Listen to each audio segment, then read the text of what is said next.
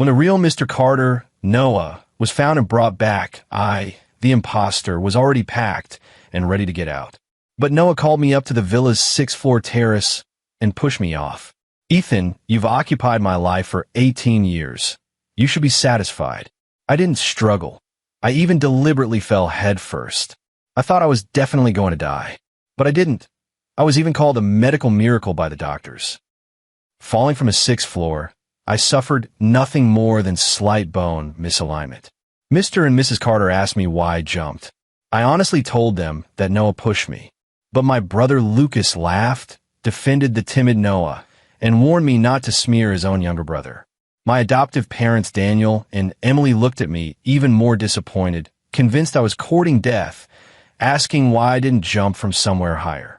I thought their suggestion was correct. So I went up to the 10th floor, planning to jump and restart my life, when a cold system voice sounded in my head.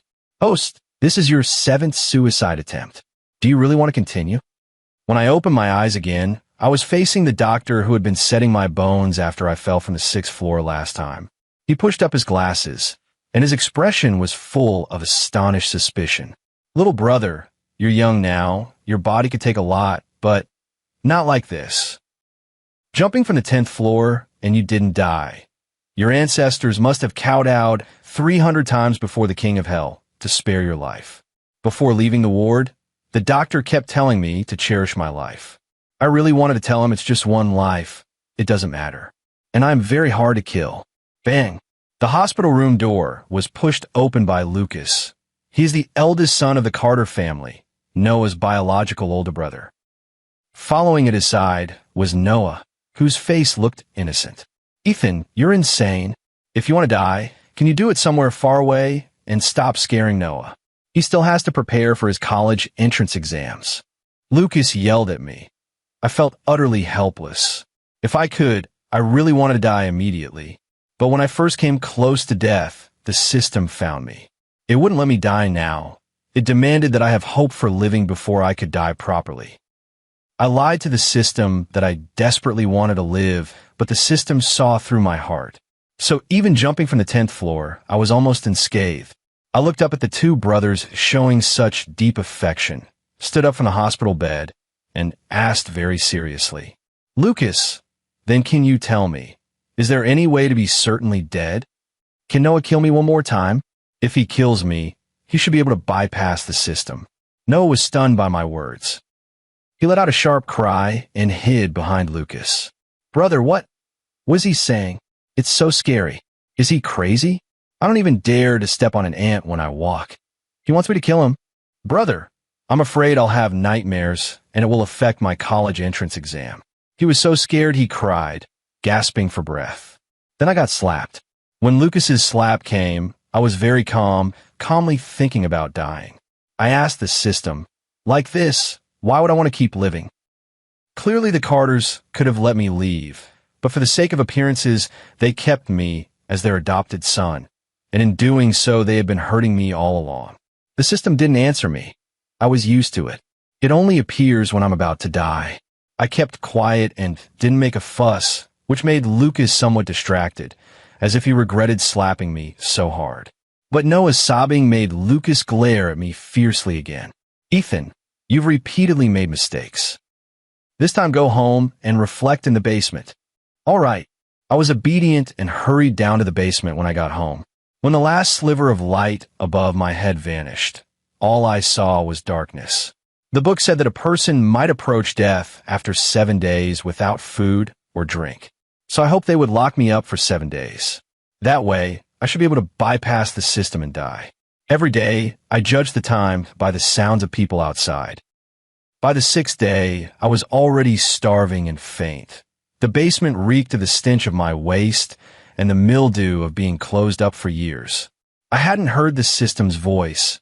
Am I finally going to die? Creak! The basement door opened, and the blinding sunlight outside washed over me. It was my adoptive parents and Noah. They saw the filthy, squalid sight in the basement, turned away to vomit, and only then looked back at me, who was barely clinging to life. Noah's voice came from above, condescending. "Mom, Dad, it's my fault.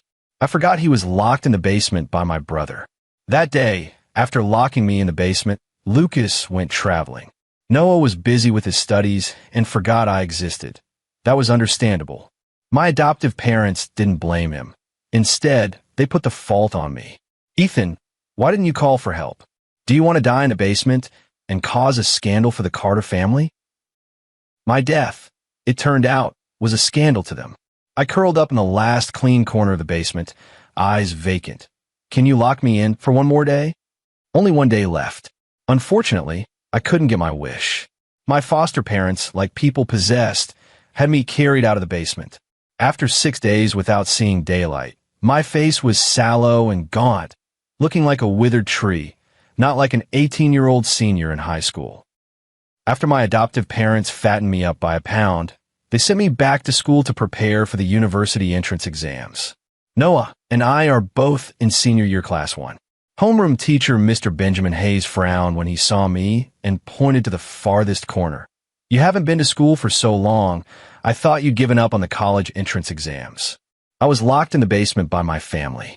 I gripped the straps of my backpack with both hands and stated the fact very calmly. But the next second, Noah's crying erupted. Ethan, what are you sleep-talking about in broad daylight? If my coming home makes you unhappy, just take it out on me. Why smear the family out there? Noah is very smart. At least, he's smarter than me. He had only been transferred here for a short time, and he had already become the class favorite.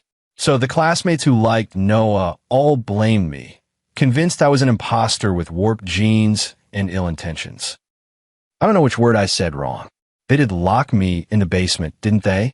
I watched Noah amid the endless accusations very calmly. You really should lock me up for one more day. 6 days, just one day short, and I could die. If I died, everything would be over. Noah seemed frightened by me and cried even more plaintively. In the middle of the chaos, the homeroom teacher tapped the blackboard with his fingers and said sharply, "What are you all clamoring about? Ethan, come to the office with me." Under the gloating stares of my classmates, I followed the homeroom teacher out of senior class 1. The office was very quiet. It was just the homeroom teacher and me. He sat on a stool and motioned to me. "What happened while you were away from school?"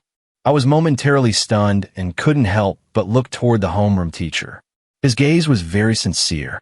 I thought, a teacher is a gardener. Teaching and nurturing are their duty. My homeroom teacher should be, after Noah went home, the only person who cared about me. So I left out the system and roughly told him about what had happened during that time. After listening, the homeroom teacher took his phone and pressed the stop recording button. He didn't look at me anymore. He turned away to contact my foster parents. I stared at the homeroom teacher for a long time, and after his call ended, I asked him, "Mr. Hayes, were you just complaining to my foster parents about me?" My foster parents were prominent, respected merchants, and they cared most about their reputation. If word got out that they locked me in the basement, it would only affect their business. They would never allow something like that to happen. But to me, this was the most normal thing in the world. In the homeroom teacher's eyes, sincerity was gone, replaced only by what was taken for granted. "Ethan, this isn't tattling. It's to get your parents to pay attention to your mental state. You're acting like you're ill." "Oh, what a coincidence." I also thought I was sick. I indicated that I understood, asked no more questions, and quietly waited for my foster parents to arrive. My foster parents came to the homeroom teacher's office. I saw them slip a red envelope to the homeroom teacher. Then I understood. The homeroom teacher took money to get things done. The three of them all stared at me in unison, as if I were a criminal. "Ethan, we've fed and waited on you. Why would you want to take revenge on us? You may not be our biological child, but your food, clothing, housing, and living expenses are the same as Noah's. What else are you dissatisfied with?" They both started yelling at me all at once. Beside us, the homeroom teacher seemed to think my foster parents were being a bit too harsh and couldn't help but speak up to stop them. "Mr. Carter, Mrs. Carter, please don't be so quick to scold the child. I suggest you take him to the hospital to get checked. If there's something wrong here, it needs early intervention." As he spoke, he pointed to the spot over his heart. The homeroom teacher was hinting to my adoptive parents that I had psychological problems. But my adoptive parents didn't seem to care. They just assumed I was acting out of jealousy over Noah coming home, which explained these abnormal behaviors. They treated the homeroom teacher's words as if they were wind in their ears. After leaving school, no one mentioned it again. That night, I saw Lucas, who had returned from a trip. Lucas brought souvenirs. He smiled as he handed them out to everyone in the house. Except me. He said, "Noah, and I sent you to the basement to make you reflect. And look at you. You've only grown more arrogant, even daring to spout nonsense in class. Then why not keep me for just one more day?" I was still hung up on that point. I clearly told you at the time, keep me one more day. Only one day. If I die, you can bury me anywhere. No one will know. I saw their sudden changes in expression and thought they were worried someone would notice my disappearance. But after thinking about it, it seemed like no one in this world cared about me. Don't be afraid. I have no father or mother. No one will report me missing. Or else, lock me back in the basement now. 7 days. No, 10 days. 10 days should be safer. I waited for them to speak, but the luxurious living room fell into a long silence. My foster mother came to my side. She cupped my cheek, her gaze unbearably gentle and very careful. "Ethan, you really think so?" "Perfect." They finally realized I wasn't being sarcastic anymore. I nodded vigorously. But the next second, what greeted me was my adoptive mother's warm embrace. She hugged me tightly. "Ethan, you weren't like this before. What on earth happened to you?" I grew up bathed in the love of my adoptive parents and brother. Cheerful, outgoing, and optimistic. But everything changed the day Noah came back. He is blood-related to them, and instantly won the Carter family's favor. Noah said I stole the gift meant for his family's recognition ceremony. My foster mother pushed me, and I fell. She said I shouldn't be ungrateful. Noah said I made him get out of the Carter household. My foster father made me stand outside the door all night. He said I didn't deserve to bully his biological son. Noah said I led the class in isolating him. My brother personally led people to block me outside the school gate. He said I was nothing but a little thug. They believe whatever Noah says. This farce was escalating. I leaned against my foster mother's chest, listening to her rapid heartbeat, shifting uneasily. My foster mother pushed me away.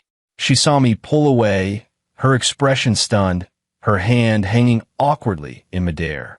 I glanced at the people sitting in the living room, and in the end only looked at Noah. "Noah, I was the one who pushed your mom away just now. Stop thinking I want to take them away. Can you stop going around school saying bad things about me? I'm a person, not an emotional trash can. If Noah's malice could help me towards death, I would never stop it. But the students in class 3 of senior year, aside from making my life at school miserable, serve no other purpose." "What are you saying?" Noah glared at me, vehemently denying it, on the verge of tears. "Mom, Dad, brother, don't listen to his nonsense." In class, I've always told everyone to take care of him. Noah was about to start acting again. I felt very bored and just wanted to get it over with so I could go upstairs and rest. This time, how do you want me to apologize to Noah? Apologize, bow, admit fault? That's what I'd done before. I thought they would decide quickly. But strangely, my adoptive parents, unusually, didn't make me apologize to Noah. They told me to go back to my room and sleep. When the door closed, I heard my adoptive father sharply ask Noah, "Noah, be honest with me and your mother. Have you been bullying Ethan?" Oh, are they about to discover Noah's true colors? So what? They were so easily deceived by Noah, and they wouldn't punish him in the least. In the end, the one who suffered was still me. Sure enough, by the time the swimming class ended the next day, Noah came up to me. The teacher and the other students had already left. Only he and I remained in the pool hall. "Ethan, do you even have the face to come to class? It's because of you that I got scolded by Mom and Dad." I straightened my school uniform, looked at Noah, parsing his emotions. Anger. Very angry. To me, his anger was a good thing. I replied to Noah very calmly. "If I'm alive, I'm going to class." My words reminded Noah. He glared at me, looking left and right. When he turned back, Noah's expression softened. Ethan, I've decided to make up with you and not cause mom and dad any more trouble. I answered. He continued, to show you I'm sincere, I have a gift for you. Wait here for me a bit. I'll be right back. Don't move, okay? I nodded again and really didn't leave, just stood there waiting for Noah. I watched him go to the small monitoring room connected to the swimming pool and couldn't help but laugh. Sure enough, Noah didn't disappoint me. He was preparing to send me to my death. A few minutes later, Noah came back with empty hands. I pretended I knew nothing and didn't ask anything. Noah pointed toward the deep end, arrogant, with an air of condescension. Ethan, the gift I gave you is at the bottom of the pool. Go have a look. I didn't move because I was afraid the system would classify this as me taking my own life. So Noah got angry. He stepped forward, one hand on my back, and shoved me straight into the water. Ethan, didn't you want to die? Fine, I'll send you on your way. From today on, Mom, Dad, and Big Brother belong to me, Noah, and me alone. Soon, no one will remember that there was ever an Ethan in this world. I'm a landlubber, sinking quickly to the bottom with no struggle at all. Through the rippling surface, I saw Noah's departing back. He had done something bad and couldn't stay here. He ran off in a panic. Water rushed into my nose and mouth, and I felt a powerful, suffocating sensation that satisfied me. System, this time, can I die? This time I almost died. Unfortunately, just when I felt my soul was about to leave my body, Miss Clara Lopez, who was cleaning the pool, found me. I woke up in the school clinic. Sitting by the hospital bed were my foster parents and my brother. Strangely, the way the three of them looked at me was very subtle. I said, I didn't mean to die in the school's pool. When my foster mother heard my words, she suddenly pulled me into her arms. I didn't cry. She cried instead. Ethan, it's Mommy's fault. Mommy is sorry. Only now does Mommy realize that many things that happened during this time were probably our misunderstandings about you. My good son, can you forgive Daddy and Mommy? Can we be like we were before? So, it was they who discovered Noah's true nature. But what of it? The harm he caused me cannot be mended with a few words of apology. I let my adoptive mother hold me and watch my brother take out the gift. A souvenir he had bought to give to himself. But now, he held it in both hands and offered it to me. Ethan, Big Brother actually bought you a gift. Look, do you like it? A brand new set of high-end luxury products. I don't like it. I didn't call Lucas's lie out, and I didn't answer him. Instead, I asked another question. What about Noah? All three of their expressions changed. They looked at each other, their faces showing something odd. My adoptive father patted my shoulder, his gesture gentle but a bit cautious. Ethan, Noah did something wrong.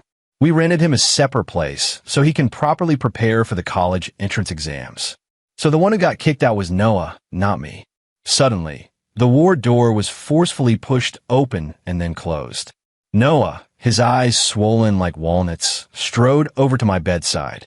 He dropped to his knees with a thud in front of me, the same way I had bowed and apologized to him before. Ethan, it's my fault. I only wanted to prepare a gift for you. Who knew I would make a mistake and accidentally push you down? I was too frightened. That's why I didn't call for help immediately. By the time I remembered to call for help, you had already been rescued. Noah sobbed and cried, but I remained unmoved. Now, toward him I felt only deep disappointment. Disappointment that his plan to kill me had failed. Noah, can you forgive me? I'm the same age as you, and I can't live alone out there. I want to live with you, with brother, and with mom and dad. Noah suddenly grabbed my hand. His hand was very cold. I looked up at Noah, the corner of my brow lifting slightly. Did you really push me by accident?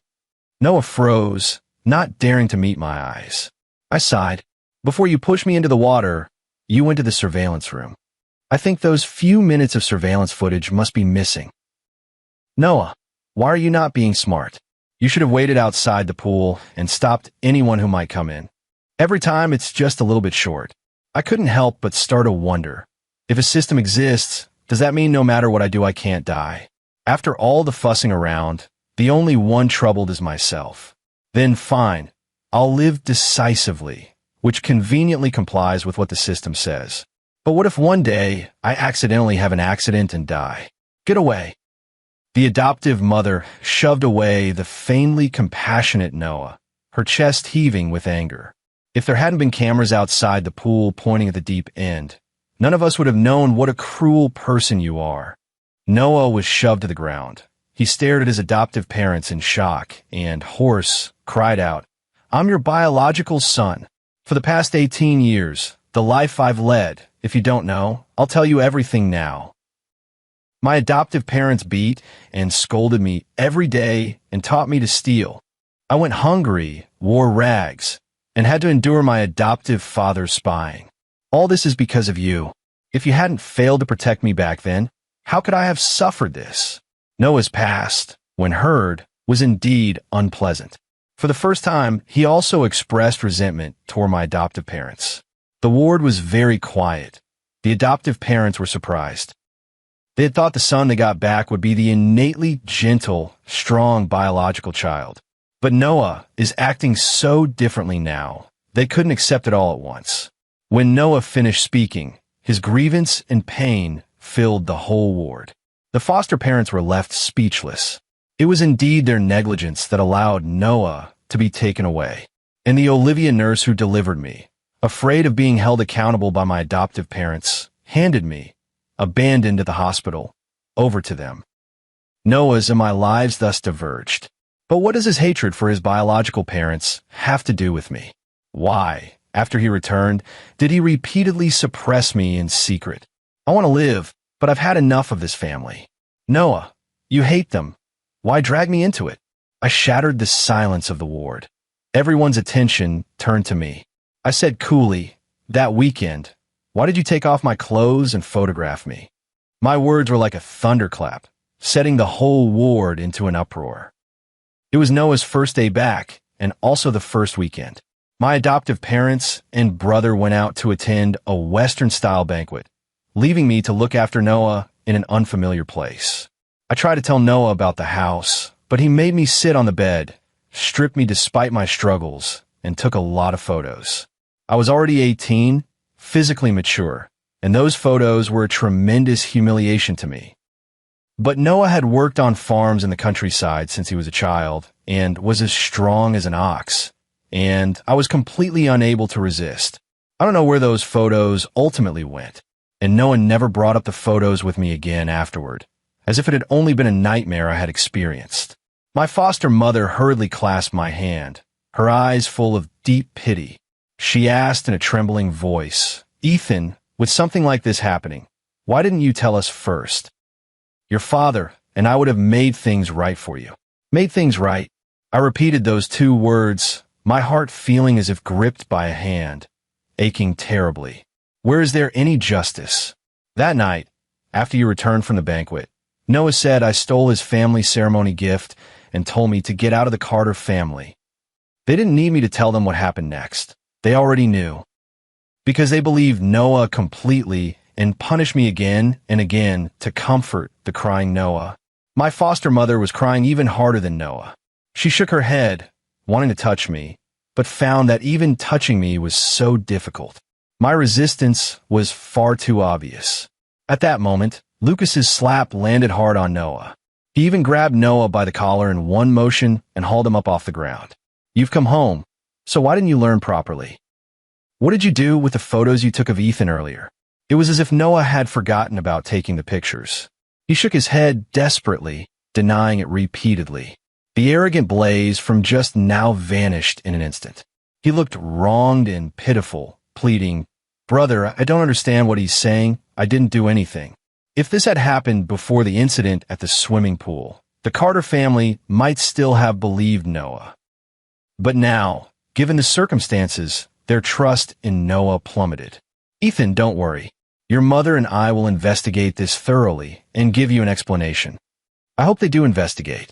It would have been better if Noah hadn't leaked it. After all, no one wants their private photos to be spread around. The college entrance exams are coming up. I reminded them. My adoptive parents looked at me with serious faces, hoping I would ask them for something. That way, they could also make up for their guilt toward me. I continued, "Noah is your biological son. he should be staying at the Carter house. Let me move into the house you prepared for him. I can study more quietly there.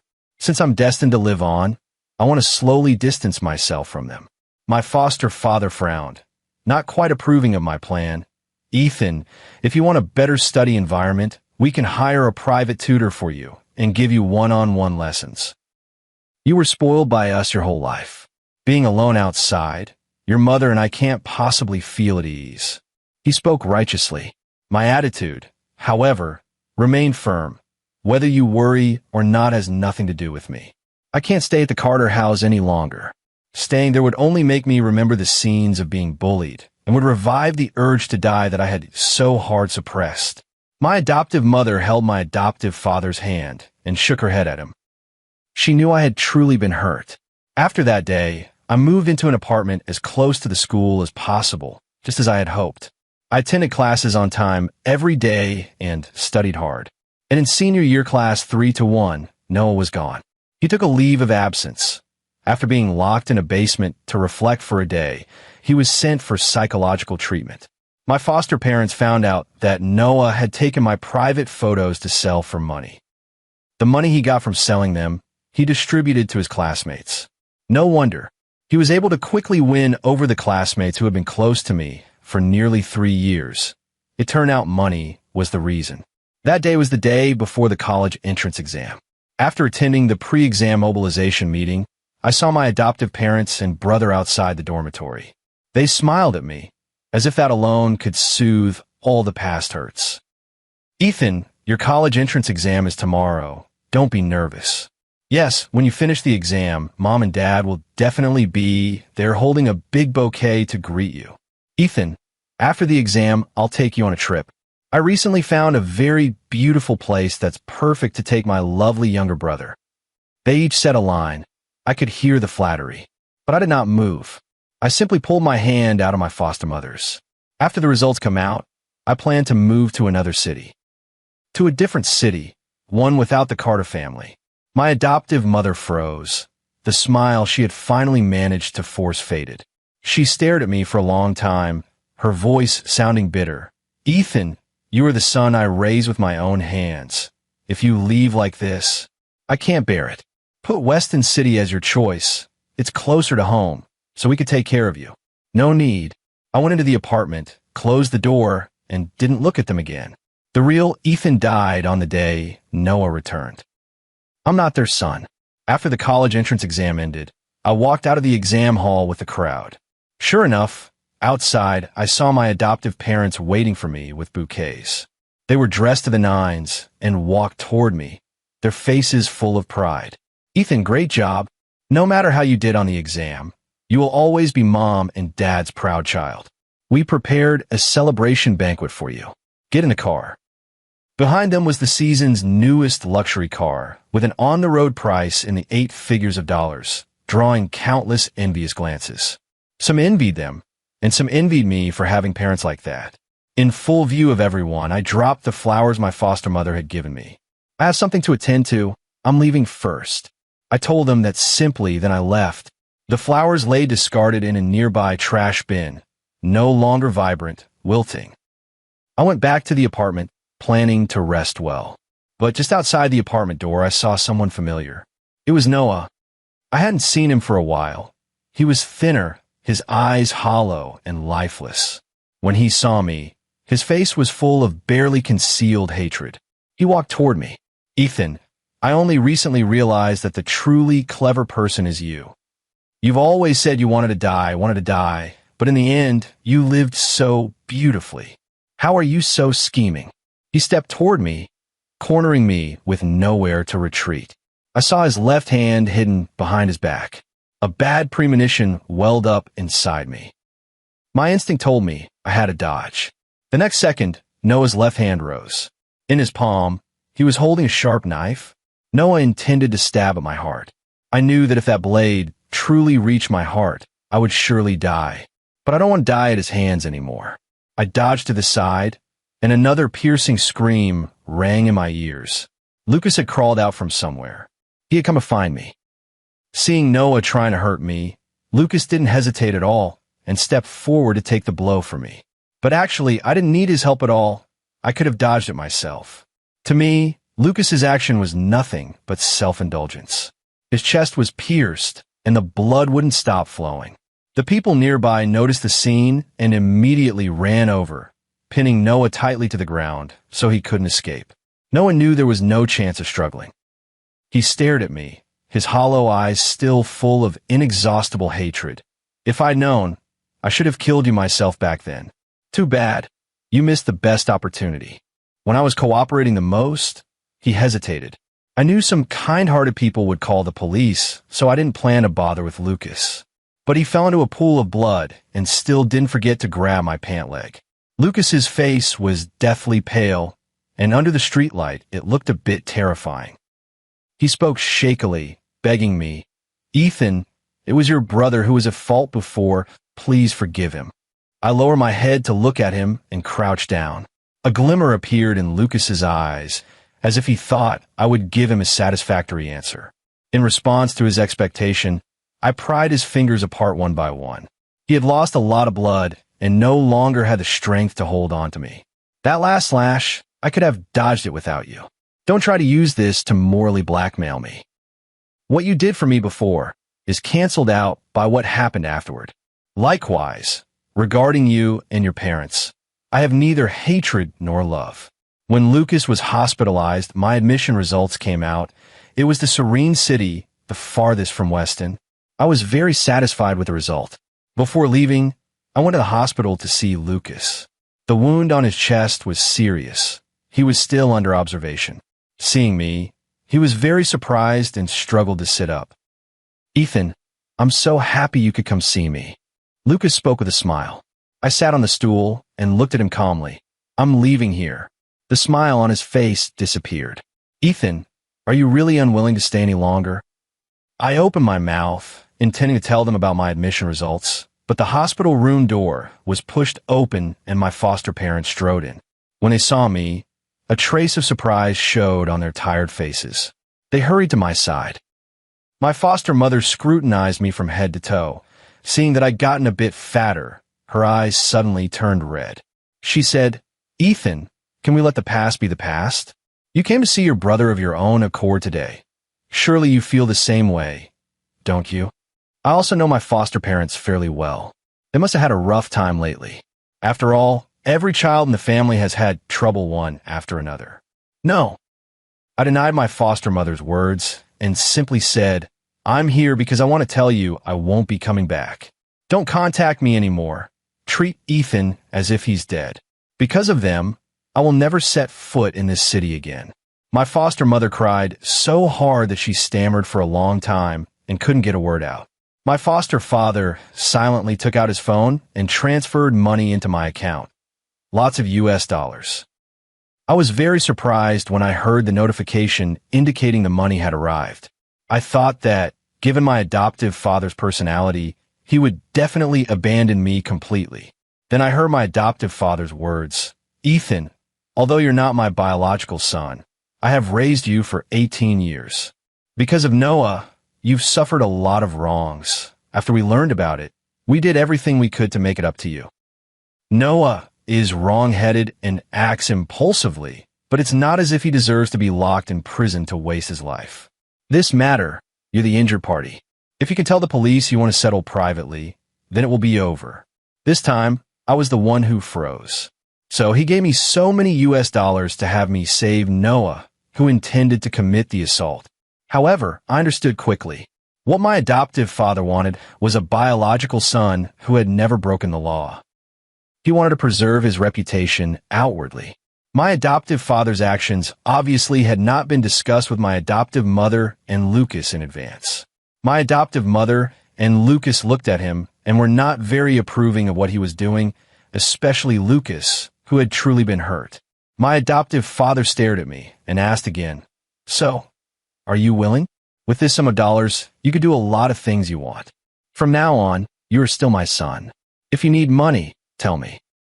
As your father, I will still give you money. Money can buy most things in the world. But my desire for money is not that strong. If there is, there is. If not, there isn't." I opened my phone and under my foster father's gaze, silently transferred that huge sum of US dollars with conditions of use back. A person should pay a certain price for their actions. What if he gets out and kills me again? What if I'm unlucky and actually die? Back then, were you planning to kneel at my grave and force me to make peace with him? My adoptive mother couldn't hold back any longer. She suddenly pulled me into her arms and pretended to protect me. My adoptive father frowned and reminded her, no matter what, Noah is our biological son. I find it ridiculous. Lucas is a biological son too. Why doesn't my adoptive father stand up for him? It's all for appearances. The adoptive mother stared at the adoptive father in disappointment, eyes full of hostility. Noah, even if he were our biological son, so what? He hurt Lucas and Ethan. That's a done deal. If the Carter family rejects him as a son, will we go bankrupt because of it? Transfer the money back to Ethan. So, under my foster mother's supervision, that huge sum of US dollars was deposited into my account once again. This time, there were no conditions attached. I accepted it and didn't pretentiously return it to him. My foster father wanted to say something else to me, but my foster mother, afraid he'd say something that would anger me, simply pushed him out of the hospital room. Then my foster mother turned around and gazed at me deeply.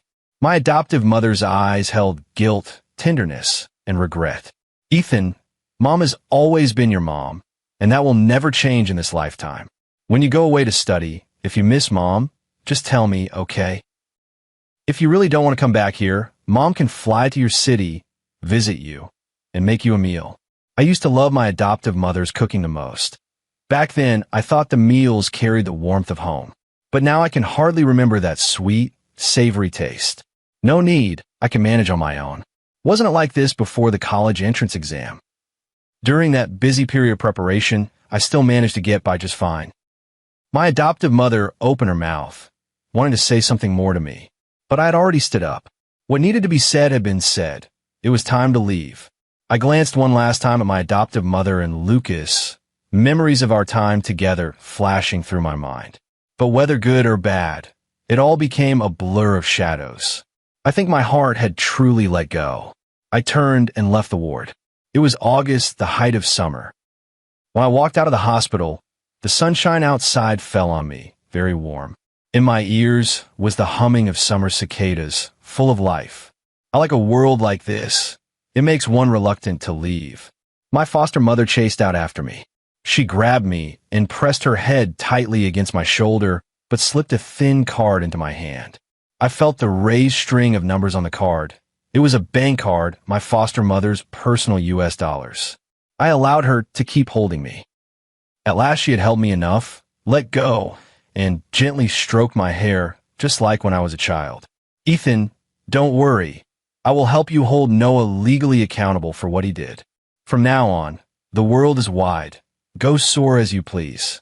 I like my foster mother's words. Go soar as you please. When I boarded the plane leaving Weston City, that mechanical voice I hadn't heard in a long time sounded in my mind again. The host no longer requires the system's companionship. May the host's future life be smooth and worry-free. The system knew I had completely lost any thought of suicide. It also no longer had any reason to remain bound to me. I thanked the system. I thanked it for appearing, for giving me the chance to live until today. And I will never waste its help. I, Ethan, am about to fully embark on the free life that belongs to me,